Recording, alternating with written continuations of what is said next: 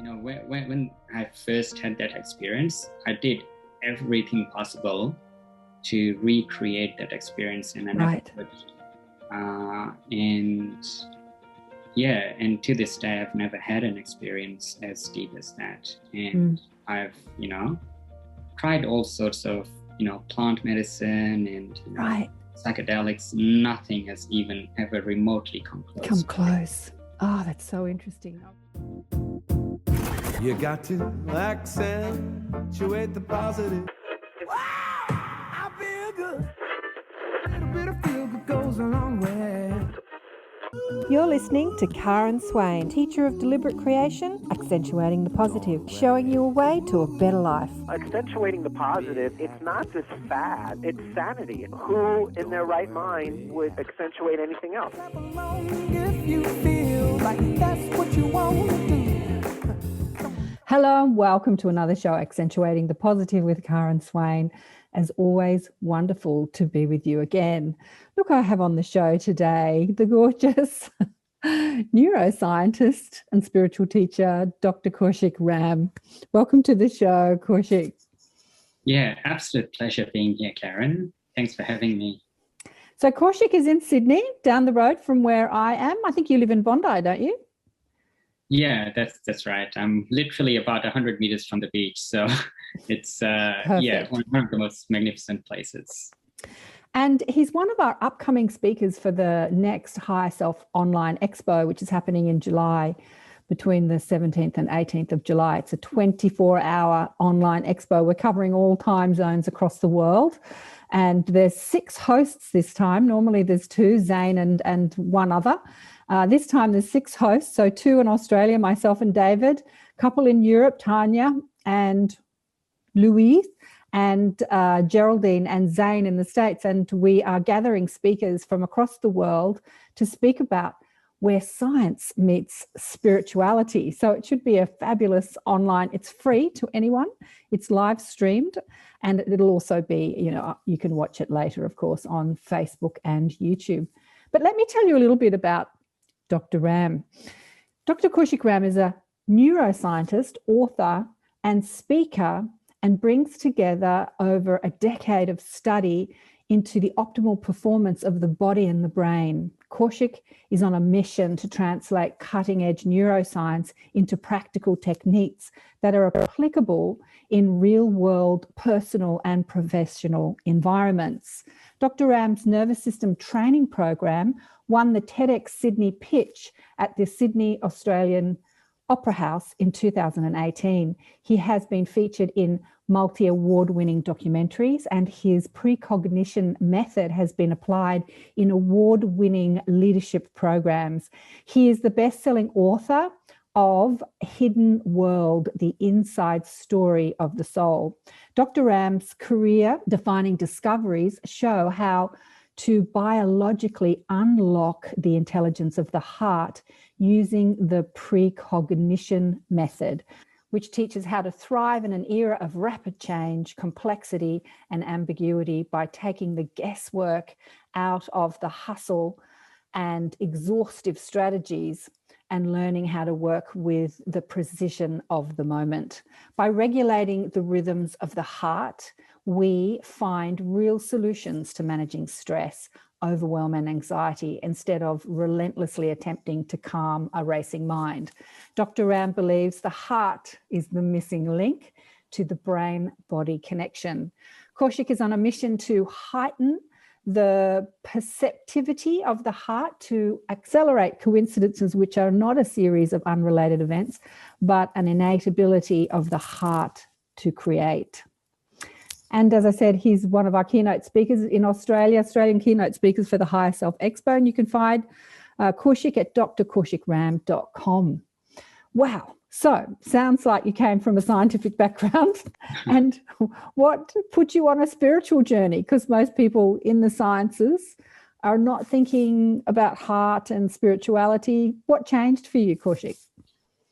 It's actually the other way around. I Really? started off on a spiritual journey, and for the most part, I couldn't find the answers that I was looking for. And I was studying biology and animal behavior and things like that before. That was something that I did out of interest.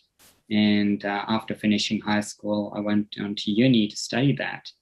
And after doing the undergrad, I happened to have read a book called Power of Now by Eckhart Tolle, which immediately took me beyond what the science was telling me. And so when I started inquiring among scientists, they immediately shut me down. And so I had to really find a language for myself to be able to communicate what I was experiencing. And so this is what led me onto a path of neuroscience. I started to understand, for example, Eckhart Tolle would talk about observing your thoughts, and I would be inquiring, where do these thoughts even come from? So it was a very, an exploratory journey.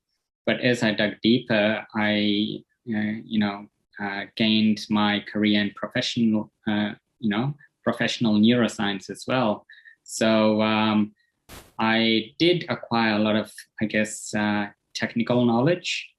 And, I did brain surgery. I worked in the neuropsychiatry department. I worked with neurology. So I have had a very broad coverage of the neuroscience field.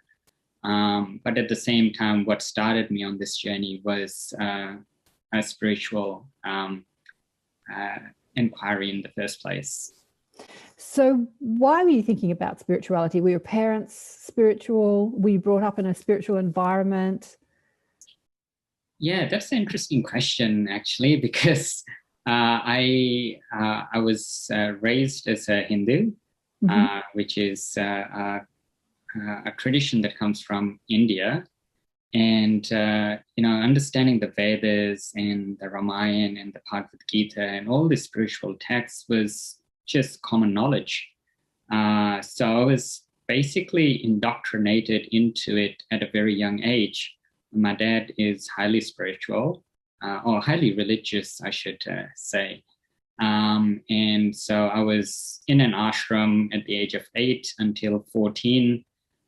So already I had a fairly head start into a spiritual understanding, although in my case, it was religious rather than spiritual. I understood it religiously. I did all the rituals, the prayers, but I did not have an understanding of what I was doing. I was simply doing it because I was told to do it. And so over time, I started inquiring. I was like, why are we doing this? So in my teenage years, teenagers rebel against parents. So I basically started asking questions. And again, I wasn't really satisfied with the answers I was given. So at that point, because I was unsatisfied, I decided to investigate the natural world to look for answers. I was looking for answers in evolution, Darwinian theories and things like that. And that is what led me onto biology in the first place. But so the understanding really came through when I read The Power of Now, which translated the spiritual text I was reading in very plain, easy to understand language. And that basically accelerated my understanding quite quickly. Because I already had that background knowledge, I just didn't know or understand it in very general terms. So what do you think the difference is between religion and spirituality? Like you said, that your parents had a religious background, not a spirituality, because a lot of religious people would say, this is spirituality. And a lot of spiritual people would say, no, it's not, that's religion. What's your take on that question? Yeah, so I guess religion, in my case, is something I was born into.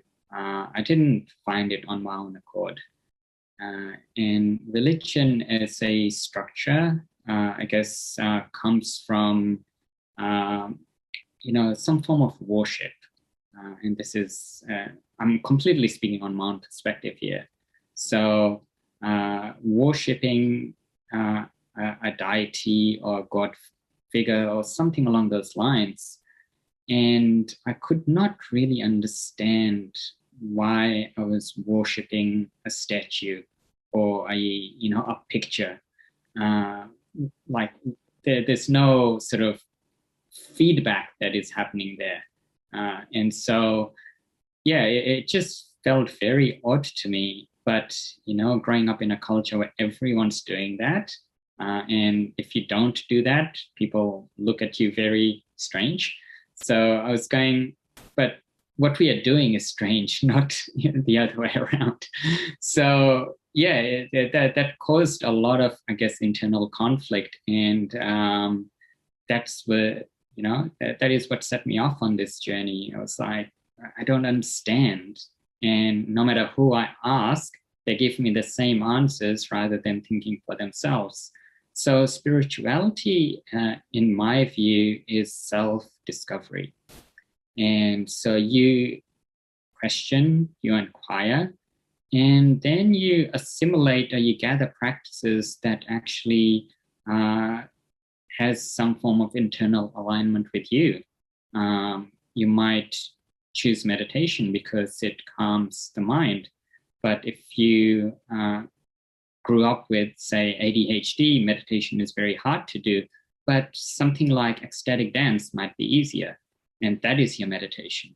So depending on your own personal, I guess, preferences, you go out and you develop your own sense of spirituality rather than inheriting it from a tradition, culture, or your parents. So that's, I guess, my distinction. Beautifully said. Spirituality is, what did you say? Self-inquiry. What did you call it? Spirituality is... Yeah, I do. I do speak in the moment, so I do. So now you can't remember, I know. But no, beautiful. It's about self-discovery, I think you said. Self-inquiry, self-discovery. Yeah, learning about the self. Whereas religion tends to teach you about a whole lot of saints or sages or God gurus or gods, or depending on which religion you're looking at. But interesting. So did you ever find out why people pray to statues? No, not really. And to be honest, I gave up looking for that answer as well, because as my inquiries became more profound, those minor sort of, things that I didn't quite understand at the age of, 8, 9, 10, those were trivial questions. I don't think that's a trivial question at all. I think that's a really pertinent question, because I would say billions of people do. They pray to statues, whether it's a statue of Jesus or Ganesha or Krishna or Buddha or whatever. They do. And our homeware shops are full of them, and religious shops are full of them. Like they're full of them. Look, I spent some time in India. And there was a lot of praying to statues, to the point where I remember we went to a temple and we paid to go into this room that was full of these giant statues. Like the statues were almost bigger than the room, but it was interesting to us. And I remember we paid our money and we had to go through a, what do you call it, where it scans your body for weapons or metal, whatever that's called. Yeah. And this beautiful little Indian family, I say little because I'm tall, they were shorter than me, just pushed us out of the way to get through this doorway to get in there to see these, I remember being shocked at how enthusiastic they were to get into that room to see these statues. We were there as a tourist.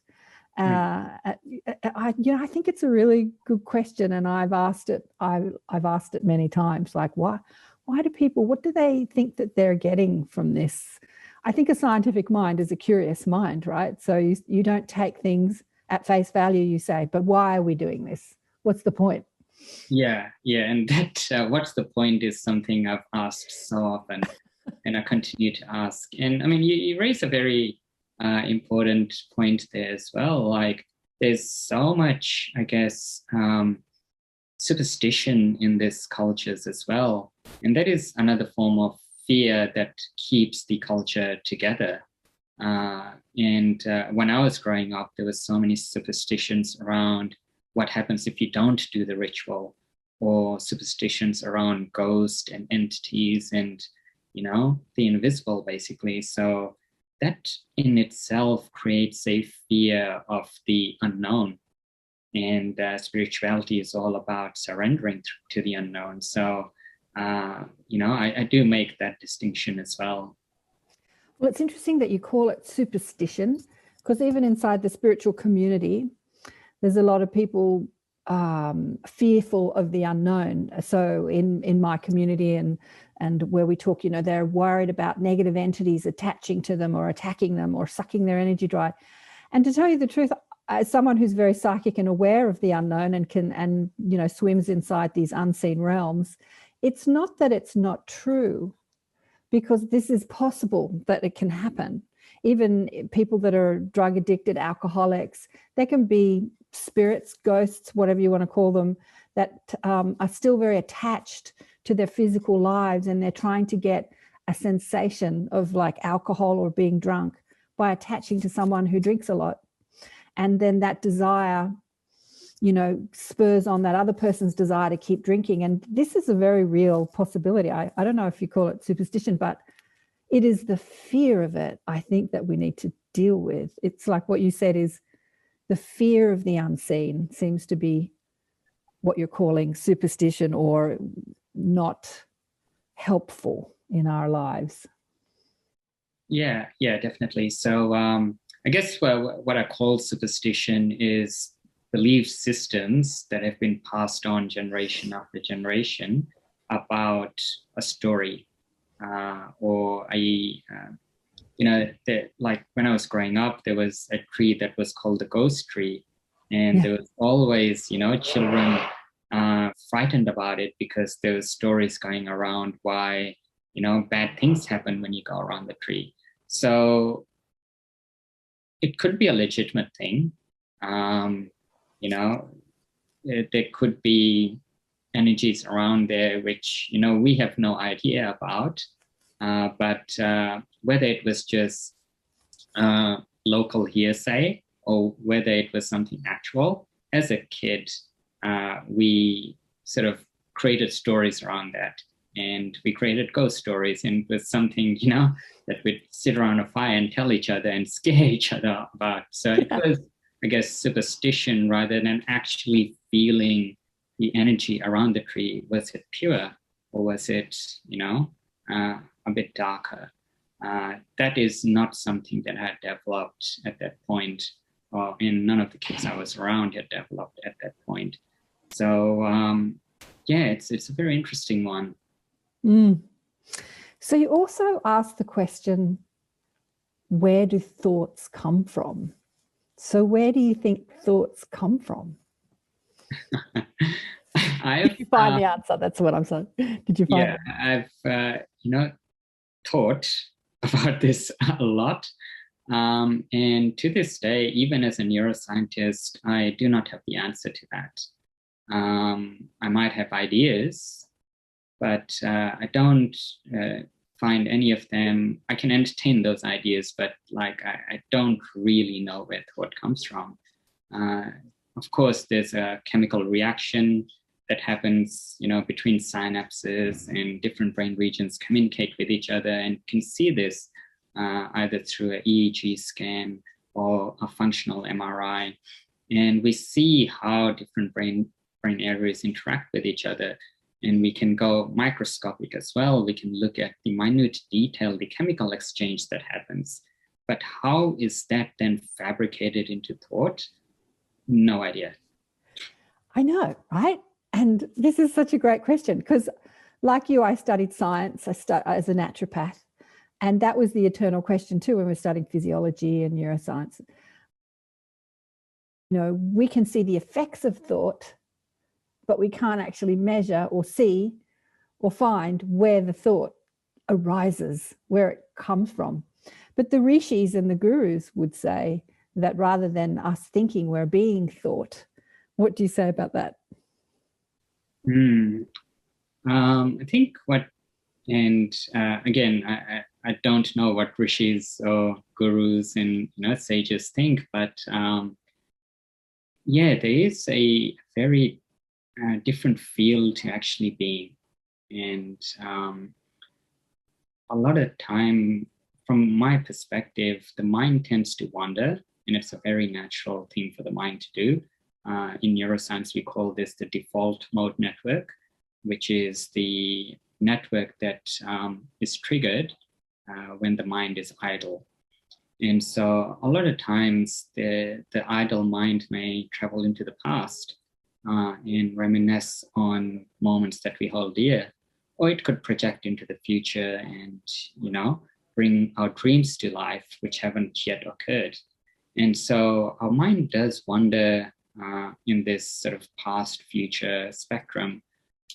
What's interesting is that if it is chronically trapped in the past, then we see depressive symptoms. And if it's chronically trapped in the future, we see anxiety symptoms. So basically what I'm saying is the mind can time travel, but the body cannot do that. And so it creates a bit of a time anomaly. And what being or being present is neutralizing that time anomaly. So the mind is absorbed by the body. It's absorbed by this moment. So it's not wandering anymore. It's being here, it's being present, and it's simply being. Yes, but the mind can wander into the past and into the future in a positive way. Like, you can be really excited about a project that you're creating and how it's going to unfold, or be excited about doing an experiment and finding the solution, and that's all projection into the future. Or you can reminisce about old times and when you're a kid and how much fun that was, or when maybe you've lost someone at the time when they were physically on earth and you were talking with them or hugging them and how great that was. So the mind doesn't necessarily have to be in stress or anxiety going back and forward in time. It just depends on the quality of the thought, wouldn't you say? Yeah, so you probably heard this saying many times before, that the mind is a useful servant but a dangerous master.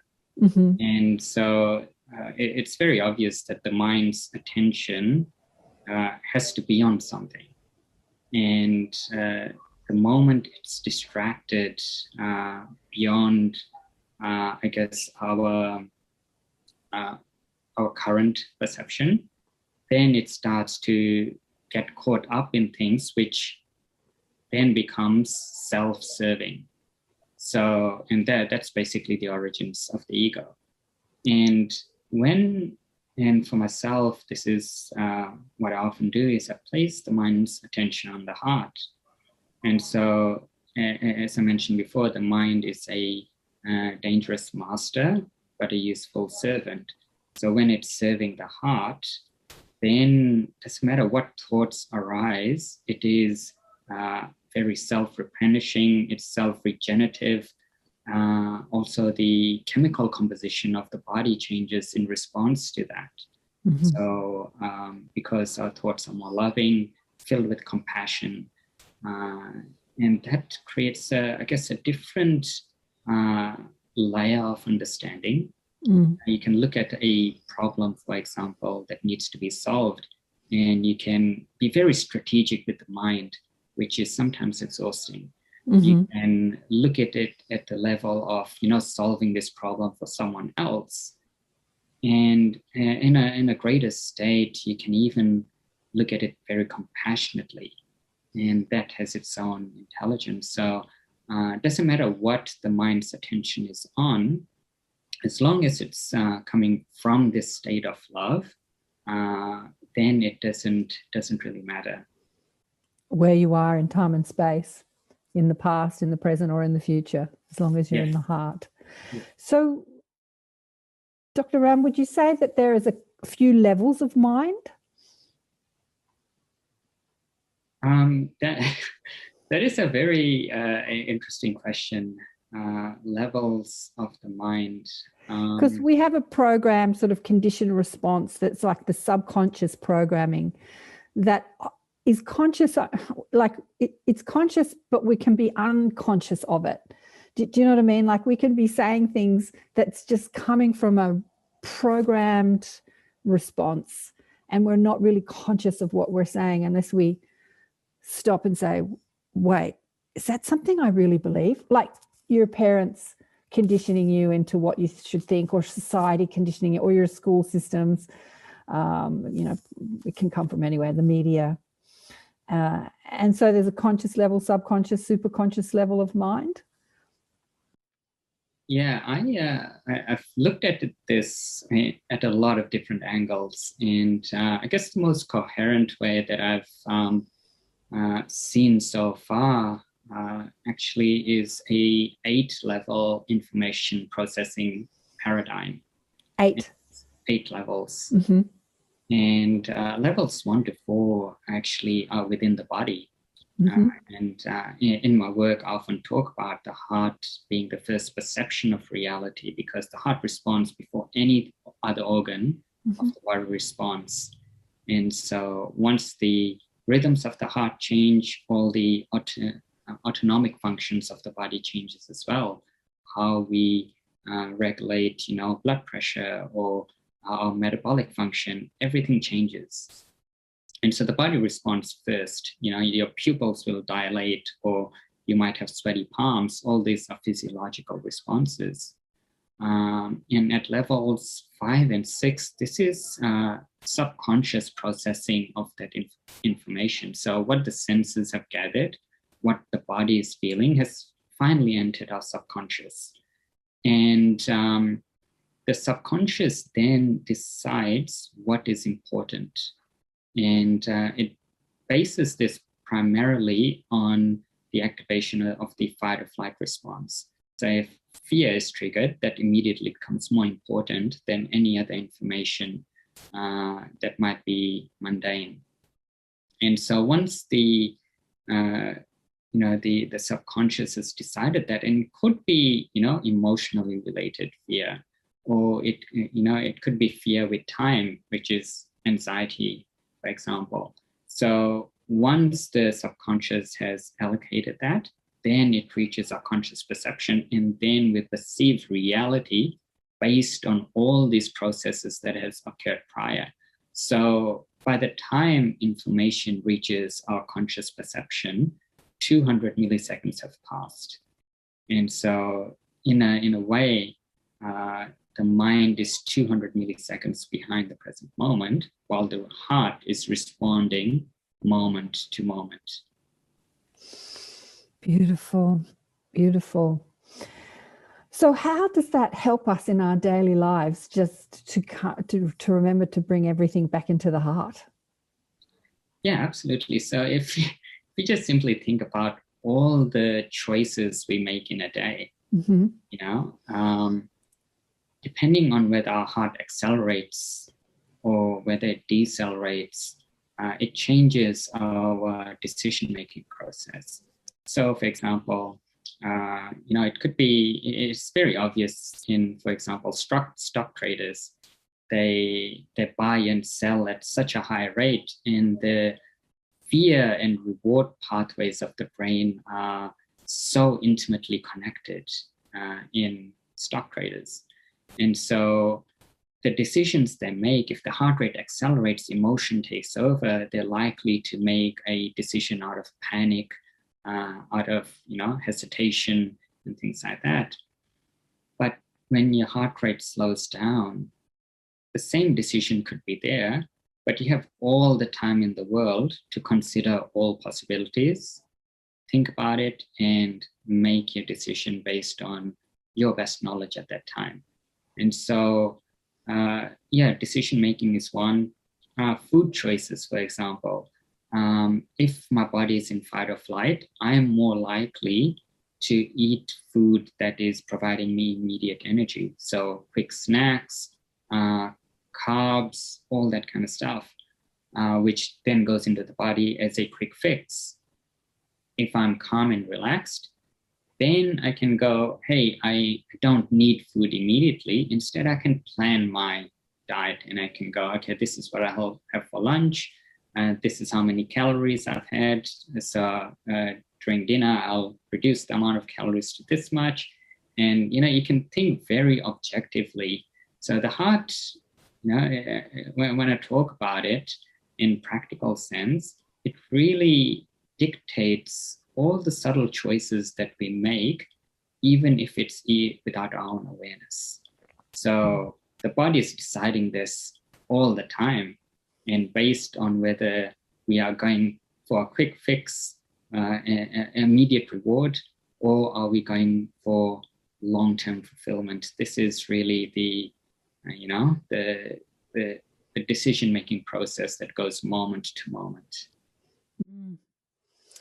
So how far down the spiritual rabbit hole did your scientific mind allow you to go when you were looking into spirituality? Like, did you start thinking about life after death, where we come from, who we are as soul, who we are as spirit, how that dovetails with the physical form, multidimensional, selves? Where are we when we're not physically focused? We're in other dimensions, other planets, other realities, past lives, future lives. I'll give you, I guess, what comes to mind is a example. Mm-hmm. I used to run, I guess, healing sessions when I was writing my book. And these were really restoring the nervous system into a state of harmony. And often when that happens, the person, usually they go very exhausted because they haven't given the opportunity of the body to do that. They've always been go, go, go, go, go. And in one case, I was having breakfast at a resort. I wrote my book in Thailand. And as usual, there were other tourists there. And across my table, there was a politician from London sitting there. And we both looked at each other. We were both having our breakfast by ourselves. So he came and joined me on my table. And I started describing, some of the things that I do. And after about 5 minutes, he just stopped me and said, "That sounds very vague, And so I was like, all right, I'll show you. And so without, any concern, I arranged a time to do the session with him. And his story, just to backtrack a little, was that he'd been coming to this island for 4 years. And he was coming because he had very severe neck pain. And there was this beautiful healer on the island. She did massage. Her name was May. Some said May is like 60 years old, but she could have been 80. We don't know. She was just brilliant at what she did. And so this politician kept coming back to her year after year to get treatment on his neck. And so when it came to doing the session with me, I had no idea that any of this was going on. When I started the session, I got him to calm down, relax, close his eyes. And it was quite intuitive. And in that moment, the idea came to do a past life regression on him. And I don't often do past life regressions. I know how to do them. But in this moment, that felt like the exact right thing to do. And so I took him into the regression. And within seconds, I had this feeling of taking him out straight away. And so within like 10 seconds, he was out. And in that moment, he slowly opened his eyes. He didn't look at me. He just got up, took a moment, took a breath, and then just walked off. And, I didn't see him for the rest of the day. And then the next day, I'm walking down to the resort to have breakfast, and he's there. He's got, 2 a Turkish girlfriend and a German girlfriend, and he's like very excited, and he sees me coming and everyone's pointing at me. It's like, that guy. And I don't know what's going on. So when I arrive, he takes me aside and said, do you know what happened?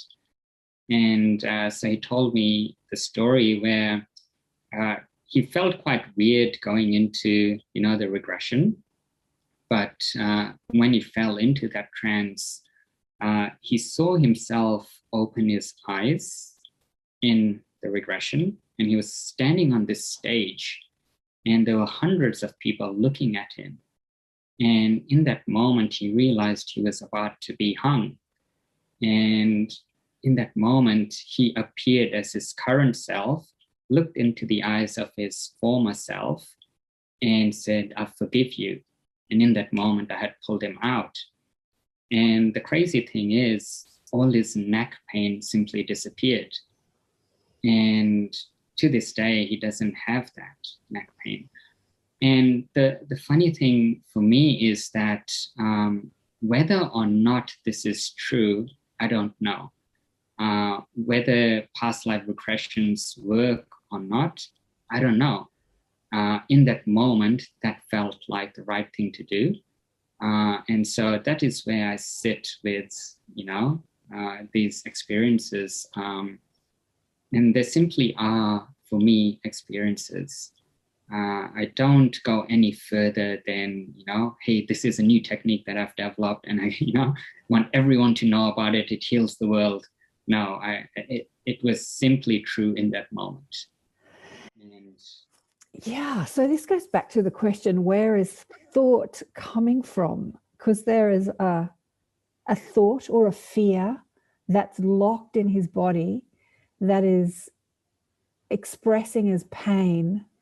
And he experienced it as a fear from a past life. Or actually, when you said this current him forgave his older self or other self, there was unresolved forgiveness, unresolved resentment. There was unresolved something there that was expressing as pain. So there was thought that was coming from another time and space.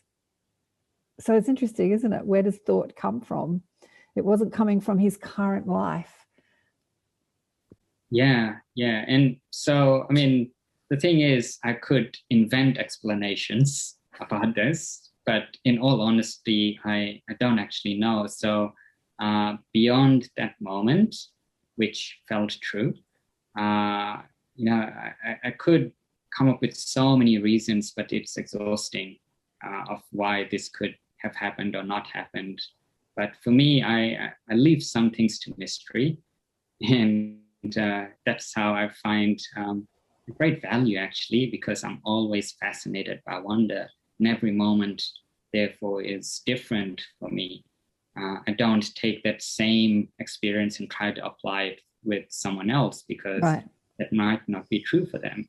Yeah. So, it's one of the things that I do encourage is like experiences are very personal, and it can't directly be translated to someone else's experience. Yeah. So have you had any experiences like that yourself, where you've transcended this time and space and contacted other selves or dimensions? I have had an experience. I have had a near-death experience. Oh, please tell us about that. What happened? So it's a very, I guess, long story, but I'll give you a very short version of it.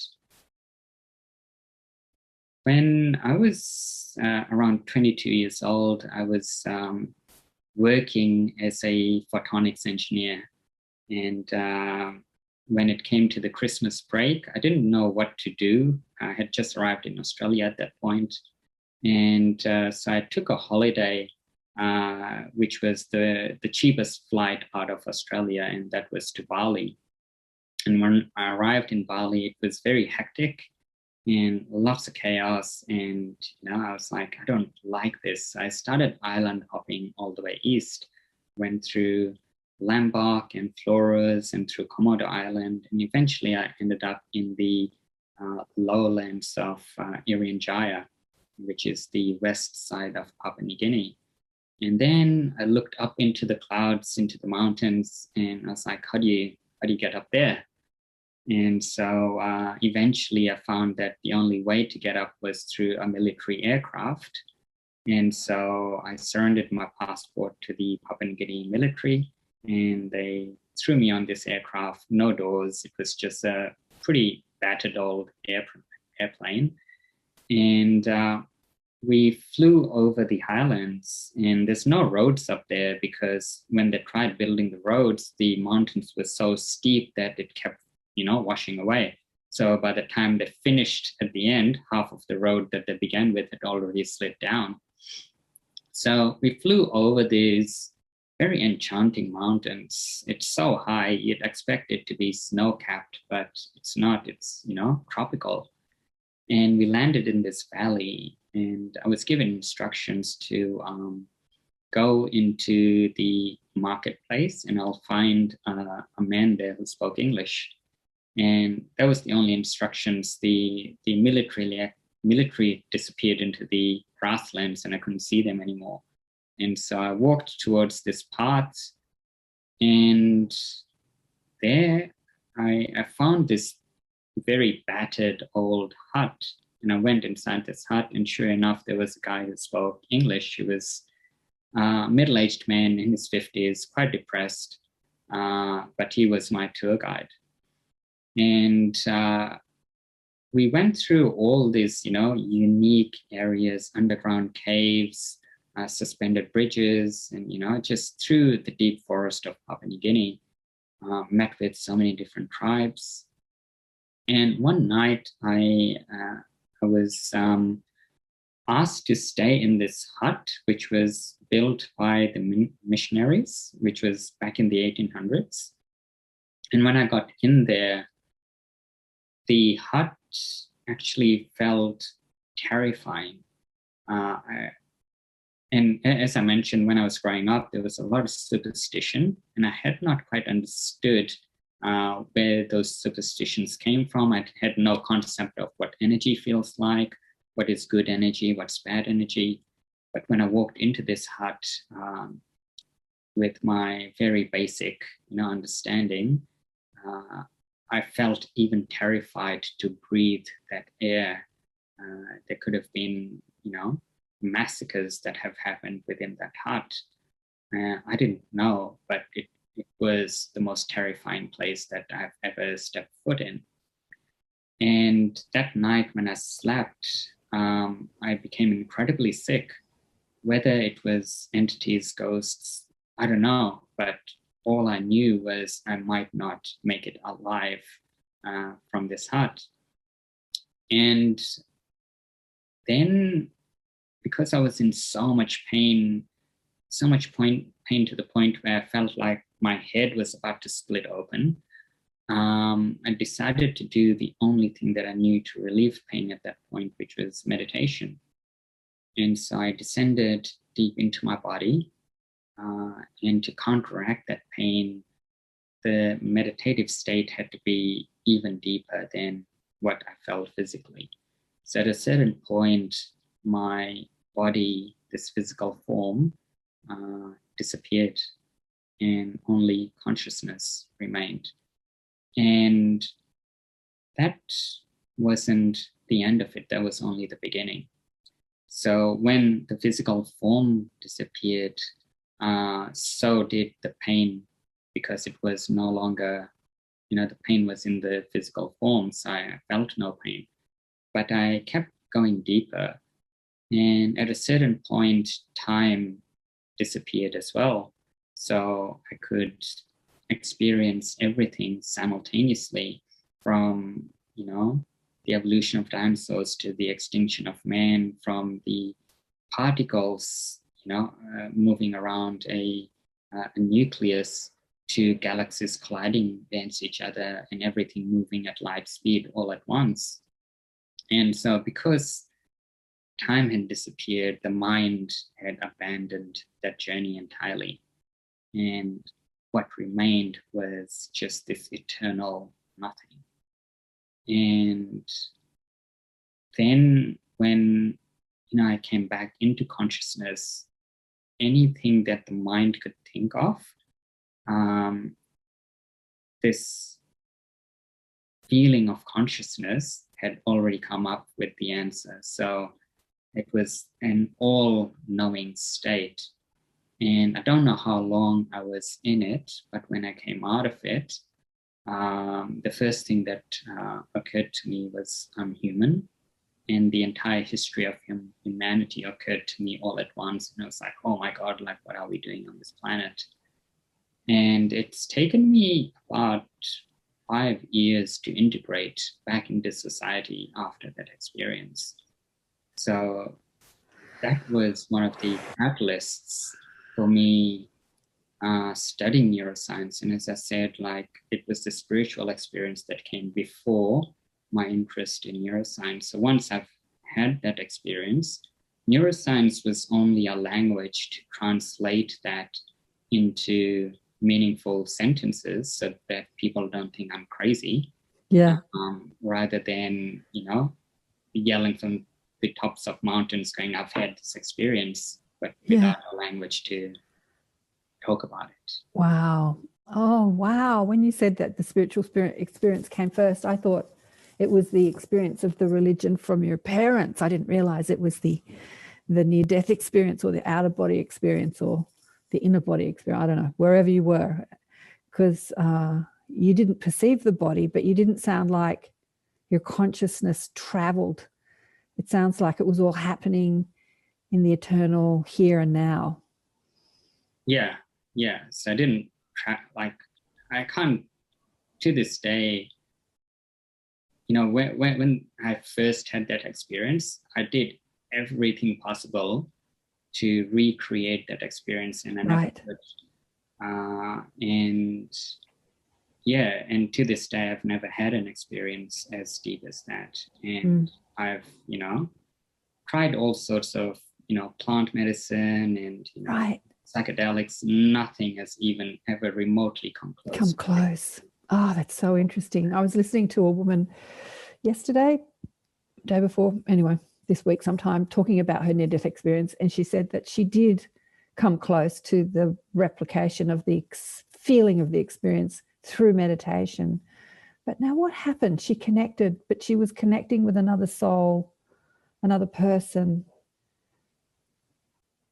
Yeah. I was just, because I had actually never heard anyone having had many near-death experiences on the show say that they've ever been able to replicate that sensation, that feeling of expansiveness and bliss and all-knowing and unconditional love while they're back in the body. It's a challenge. It's a challenge we can take, right? Yeah. So I suppose you've done a lot of meditation trying to get back there. Yeah. So meditation was something that I invested in quite a bit at a very young age. And meditation is what led me there. Mm-hmm. But once I've had that experience, meditation was not able to lead me back there. Right. Yeah. So then it became, how do I, the thing is that state has never left me. Mm-hmm. And so what I have done is that the mind, once it experienced something far greater than itself, stepped out of the way and surrendered to that, whatever it was. Mm-hmm. And so my mind does not conflict with that state anymore. It doesn't question it. There is no doubt. Mm-hmm. And so everything that I've researched up to this point is bring the mind back into this moment. So, for example, for many years, I haven't meditated. I don't need meditation because I have reverse engineered my way back into that state using my own biology. Mm-hmm. And so why would I meditate when I'm constantly in that state anyway?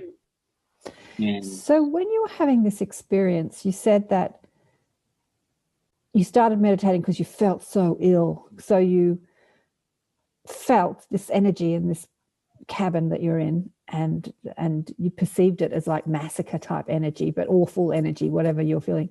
Did you have a sense of exactly what you were perceiving when you were in that expanded consciousness state? Did you get more of an insight into what was happening to you? No. So I sensed a very terrible energy in that cabin, and that whether that created the pain, or had I eaten something that was, contaminated, I don't know.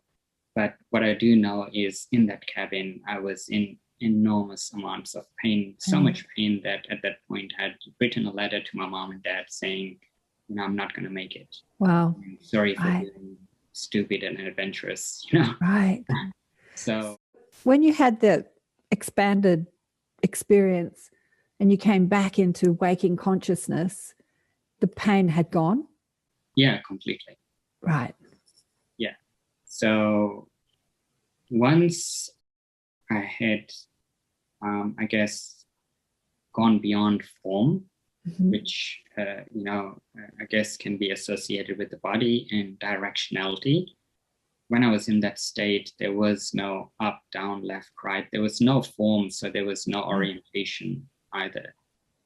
There was no time, so there was no mind. I've had one of my favorite teachers on the show, probably about half a dozen times, Michael Tamura, spiritual teacher, and he talks about, he's had 5 near-death experiences. I kept saying, you're hard to kill, Michael. Anyway, he talks about pain is actually not in the physical body, which is something that I suspect a doctor or a neuroscience would argue with. But he says it's in the etheric realm. He said that's why an amputee can actually feel limb pain when the limb is not there. They can still experience the limb pain even when it's been amputated. It's fascinating. It's like, wow, really? Okay, that's interesting. So we might look at it as electrical firings of the neurons creating pain, but he said that that it actually lives in the sort of energy section of the body, which is the etheric, which is a very close, it's like the physical body, the etheric body, astral bodies, and there's many other bodies. Yeah. What do you say about that? Yeah, the phantom limb phenomena has been quite well documented in science. So while the limb might not be there, the somatic map is still present in the brain. And so if there's feeling associated to a limb that is not there, it's still felt by the brain, but there is no physical structure present. Yeah, so you bring it back to the brain. Yeah, that's and in terms of, the various different bodies, that is something that I read a lot about in my early 20s. I was exploring, because I had just had that experience, I was exploring all sorts of explanations. And eventually, I simply let it all go. I don't need an explanation for what I already am, basically. So, it's an interesting one. There are things that, we can explain neurologically. There are things that, science falls very short in explaining. And that there might be spiritual explanations, which I keep a very open mind to. But I do concede that, we don't all have the answers. I believe, so the expo that you're talking at, that I'm co-hosting, is about where science meets spirituality. And I really believe that everything can be explained scientifically, that all spiritual or unexplainable experiences can. We just haven't reached the level of science that can explain it yet, I believe, on Earth. you know, even with our fabulous neuroscientists and quantum physicists. And I think we're just starting to, like the Nassim Haramains, and I think we're starting to, but I do believe that the ETs, because I do chat to ETs, much to my daughter saying, "Shut up, Mum, stop talking about the aliens." I do believe that their consciousness does have an understanding of how the unified field works, you know, how consciousness works from a level of understanding, of scientific understanding. And I think that it's an exciting journey that we're traveling into that understanding, into that world where science meets spirituality, and we have a cognitive understanding of the mysteries of life, of what we call miracles and mysteries. Like 100 years ago, an iPhone was a complete magic. So what's magic today is science tomorrow. What do you think about that, Kaushik? Yeah, I do see what you mean there. And yeah, science is constantly evolving as our imagination unfolds. But I guess my perspective comes from something that Paulo Coelho has written, which, you know, if you explain all the mysteries, life won't be fun anymore. Yeah, I think there's a lot of mysteries to explain. And as we're evolving as a human race, it's going to be probably thousands of years until we explain all of them. We're just starting to explain some of them, you know, in our universities and our learned schools. I think that they think they have all the answers. I think we're just at the precipice of even hoping to get some of the answers, actually. So there are many mysteries that will remain unexplained for years to come, for decades, for maybe hundreds, even thousands of years to come. But especially when you get in the realm of psychic awareness, you know, you have access to an infinite intelligence that can illuminate the mind, can illuminate the heart and the mind into some of the mysteries of life. Trying to explain it with English is not easy. Trying to bring that information into language, into the way that we present language, is almost impossible. Some people try and paint, you know, their near-death experiences and what they experienced. And I had an amazing experience probably in my late 30s. I was reading some books, and this man had this out-of-body experience back at the end of World War II. He was living in India, actually, and his brother had been shot down in the war, and a physical man turned up at his door and said that he was going to take him to meet his brother, and he was literally holding the telegram telling him that his brother had been killed. And he came back that night in an astral form and took him on these out-of-body experiences and showed him these many realms, astral realms, one of which was where his dead brother was. And I remember reading that book and thinking, oh, I want to do that. Like, I so want to do that. And I didn't for like ever. Every night I would have that intention when I went to sleep that I would have an experience like that. And I didn't. And then one night I did. And it's a much longer story that I'm going to go into. But as I was coming back into my body from this out-of-body experience, I had the ability to see life as it is without looking through the physical eyes. Like everything was translucent and transparent. I was sort of hovering in and out of my body simultaneously. I can't even explain it. And I could see through all the walls in my house. I could see everything was see-through. It was like transparent and translucent. And I could see my young daughter, who was about 8 or 9 at the time, waking up to come and to wake my body up, realizing that my consciousness was being called back to my body, you know, moments before my young daughter was about to wake me up. And it was just amazing. And like you, Kaushik, I'm not comparing my experience, but I have never had an experience like that ever again. Like ever been able to replicate that ever again. It doesn't matter how much I meditate. So it's interesting that we're given these experiences once, maybe only once in our lifetime. Yeah, it's very interesting, in fact. And for me, because I've had couple of these experiences. And I know that the mind falls short in its explanations. So instead of finding answers, I simply fell in love with the questions. And that's been, one of the greatest gifts, because I'm constantly in a state of wonder. Like new enriching experience arrive rather than me hunting from an experience I've already had. Right. So what do you believe? Like you, I'm in a state of wonder. I think that state of wonder keeps life engaging, especially when you get to, I don't know if it's age or what it is, but what is in life doesn't engage me as much as what's possible. To me, the possibility of human consciousness evolution is just totally exciting. So what do you think is the potential of humans as we evolve through science and spirituality?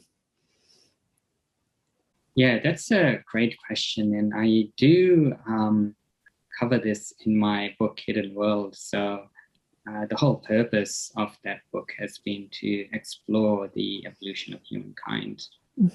And as we go through, the very fundamental scaffolding of of our psychology, which has, as we discussed very early on, has been inherited, whether it's been inherited through our lineage, through our DNA.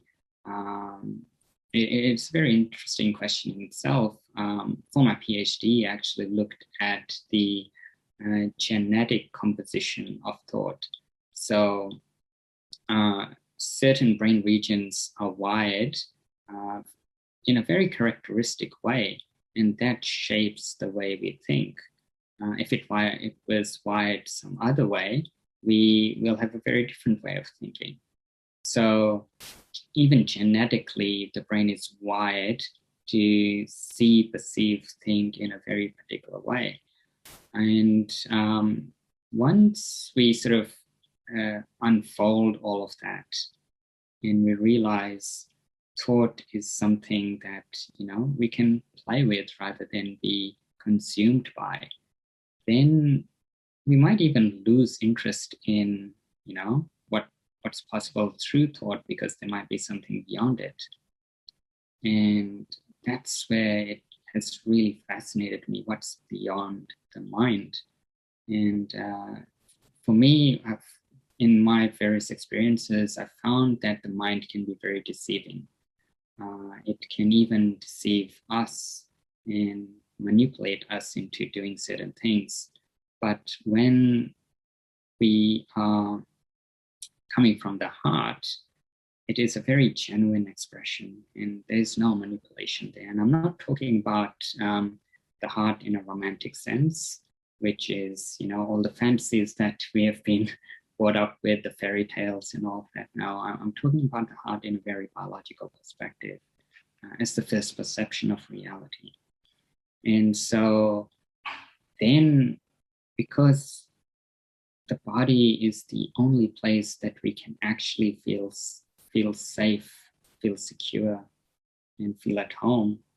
And once the mind finds that sense within ourselves, then it's not trying to escape anymore. So when it comes to fight or flight, the mind is either trying to fight against this moment or escape it. And, we see escapism in so many different ways, whether it be, trying to avoid a conversation, or going on the holiday that you so badly need. There's so many ways that the mind is trying to escape, instead of dwelling in reality and dealing with what's here and right now. So for me, the possibilities exist literally in front of you, and that's why my book is called Hidden World. It's the magic that is hidden in plain sight. The magic that's hidden in plain sight. Oh, I love that. Beautiful. Yes, escapism, busyness is escapism, working too hard, eating, drinking, alcohol, smoking, escapism. I think most of us are escaping this moment in pretty much everything we do. thinking can be escapism rather than just being present. Oh, beautiful. So your talk at the expo will be neuroscience and the heart. So you're going to go into that a bit more during the expo, which will be fascinating. Well, it's been a fascinating journey with you, Kaushik, today. I loved hearing about your near-death experience. That was just amazing. That was amazing. Thank you so much for sharing your story with us on the show. Yeah, absolute pleasure. And I guess the full details of the story is in my book as well. It's not something that I share lightly. I've been quite reluctant in sharing that experience. So well, it's interesting. As I said, I've been showcasing New World teachers for over 20 years, and many of whom have had spiritually transformative or near-death experiences. And when they come back from these experiences, nobody wants to listen to them.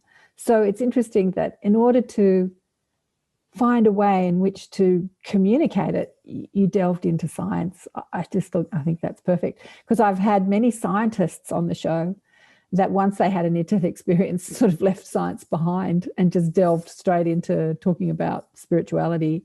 And they were atheists and they're really science sort of orientated. And so it's so fascinating, Kaushik, that your story has been the other way around. It's beautiful. Yeah, it's beautiful. It's one of the things where you do learn from let's say you stand on the shoulders of giants. Mm-hmm. And I've seen people fall into traps as well, where they have taken a metaphysical approach to explaining and then being, completely dismissed by masses. So I've been. Well, yes. Yeah. Absolutely. Yeah. I get that. In the mainstream world, they don't really want to talk too much about out-of-body experiences or near-death experience of talking to dead people or talking to ETs or whatever, spiritually transformative. They don't. They want the science. Yeah, so they do dismiss it. But I've been inside this consciousness expanding arena, some would call it woo-woo, all my life, having never really delved into that mainstream, apart from studying as a naturopath when I was younger. I just didn't find the answers I was looking for inside science. So I kept looking and I found them inside spirituality and consciousness. So I just see this ground swelling of people coming into this conversation. And it's at that point where there are millions upon millions upon millions of people talking about their near-death experiences and, their psychic abilities that the world ceases to ignore it as woo-woo or crazy. Yeah. So yes, that is a beautiful world to live in. Yeah, it is. Thank you again for being on the show. My pleasure, Karen. Thanks for having me. What a fascinating conversation with Dr. Kaushik Ram. How fascinating, how interesting that he went into science after a spiritually transformative experience. That's the first time I've spoken with someone that did that. Normally it's the scientists that have these spiritually transformative experience that really delve into spirituality. What's it all about, Alfie? Where do I go when I die? What's consciousness about? Interesting. Yeah, we had a few more chats after I turned off the recording. I was sharing some stories with him that I have shared many times on the show. So I spared you from sharing them on the show. If you want to watch my shows, I was sharing miraculous healings that I've seen, apports that is happening. We were just talking about possibility, human potential and possibility. And yes, where we can go when we have more of a understanding and a grasp, a grip on who we are as consciousness connected through the heart, connected to God, if you like, or source energy, who we are as source energy and what's possible. He has a bit more of a scientific spin on it than I do. And I think science can kind of limit us if we think that what we know through science is the ultimate truth. There's a lot of caution. in Kaushik.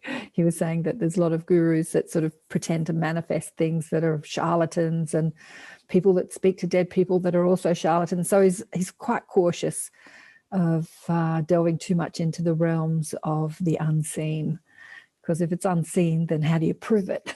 There needs to be some proof.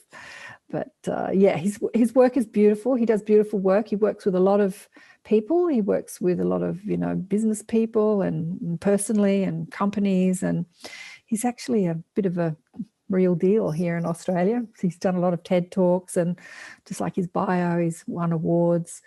So he's one of those people really straddling the world of spirituality and science in a way that's very digestible to the mainstream. I'm not so digestible to the mainstream. I'm too woo-woo, but times will change. There will be a time when I'm no longer in the body where all that I've talked about on the shows will just be completely normal mainstream conversation. I don't know if that'll happen in my lifetime, but it's getting there. Like I said to Kaushik, it's the groundswell of people that are awakening and having this conversation about all things spiritual and consciousness and out of body and psychic and channeling, and it's just huge. It's exponential. I've been doing this for 30 years, well, probably all my life really, but aware, in a deliberate awareness, and I've seen exponential growth in the amount of people having these conversations. As I look for speakers for the expo, I was given the task of finding Australians, New Zealanders, Asians, sort of that Australasian, we call it. I speak to a lot of Americans. If you watch my show, you'll see that I speak to a lot of Americans, people all over the world, but a lot of Americans. It's been interesting for me to look for Australians who have this conversation that I do, because I find a lot of Americans do, but not as many Australians. So it's been a really great exercise for me to seek out Australians, Australasians, New Zealanders, who are straddling both worlds, science and spirituality, consciousness and spirituality and science. Anyway, it's been a wonderful ride. So I hope you enjoyed my conversation with Kaushik. I thought his near-death experience sounded amazing. He said to me that he used to be he used to have such a curious mind, and now he doesn't really ask the questions anymore. He sort of more rests in the moment, more the Eckhart Tolle, being present, turning up in presence and resting in the moment and not questioning too many things. But I think that questioning is exciting. It's a good thing. Question everything, but don't feel attached to the outcome. Just let the questions sit where they may, and the answers will turn up either as an experience or as a podcast show or a book or a conversation. Yeah, let the answers arise. Let the answers arise in your life rather than making them happen. Because reading, as you know, or listening to any of this information doesn't really give you an experience of really knowing it. The experience does. So like his out-of-body near-death experience gave him that knowing of the expansion of consciousness outside of anything he could have read in a book or listened to on a podcast. Yeah. So the questions summon the energy that comes to meet it. I was telling him about an Apport, Marcus, when we were having the IANS meetings in Sydney. That stopped, COVID stopped all that. But he's one of the guys that comes to the meetings. He's a friend on Facebook, and he's quite active in some of the near-death experience groups. But he has only ever shared his story in Katrina Machado's book, one of her books.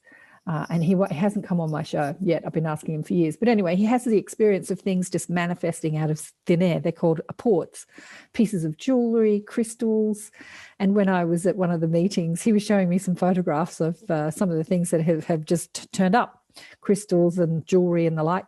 And I was thinking, oh, I want that to happen to me. And just as I had that thought, this crystal dropped out of nowhere, hit him on the shoulder, hit the wall behind us, and fell on the floor.